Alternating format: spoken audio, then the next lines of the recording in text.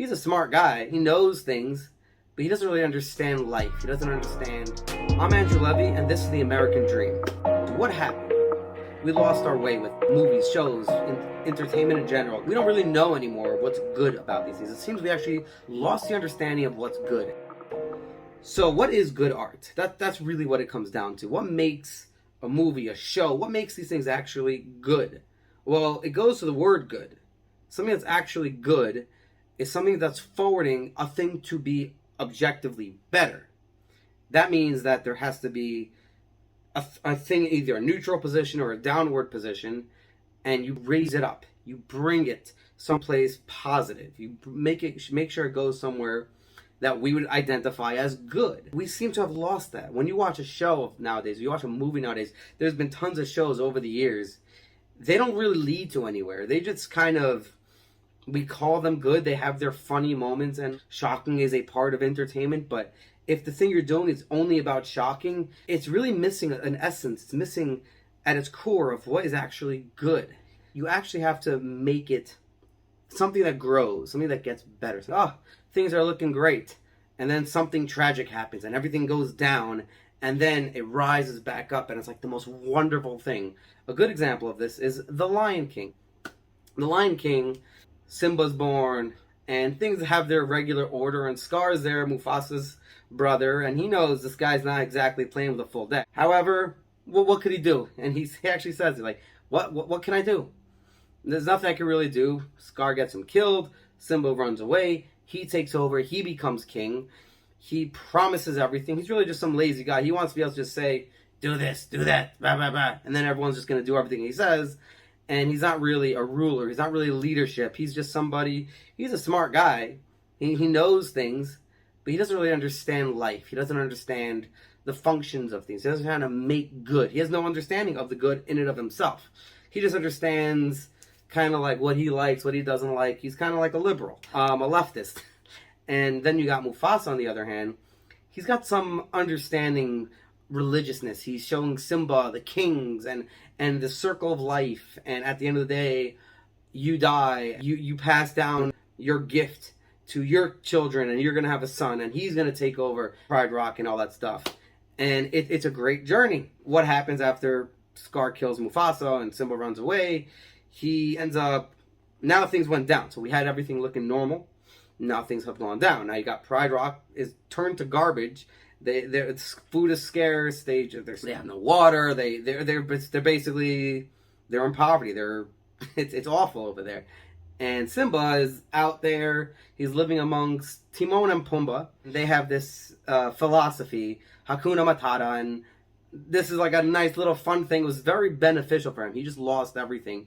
And having people there for you to say, no worries, chill out, relax, we got you covered, because things are downhill. Well, that's something actually we need. That's something that in your time, trying times, and you're going through your suffering, you need people to be there for you. So fact of the matter is, it was a wonderful thing that they put him through that. And it worked for him. He was like, yeah, Hakuna Matata, chill, no worries, relax, and all that stuff. And then Nala comes and she finds him later on, and he expresses this to her. Hakuna Matata, chill, no worries, I'm not going back. And she's like, what in the world are you talking about? That's not who we are. We as people, we're people like, we grow people like Mufasa to lead and run things, take on the responsibilities and be leaders. He ended up finding Rafiki, who knew his father. He went on a religious journey. He found himself back to his father's belief. And then he realized he has to go back. He has a responsibility. He does have to be leadership. He's like, okay, you know something? Hakuna Matata doesn't work. We got to actually go. I would actually rate this movie a 9 out of 10 just because they never corrected that Hakuna Matata thing. The Hakuna Matata thing is basically a mistake.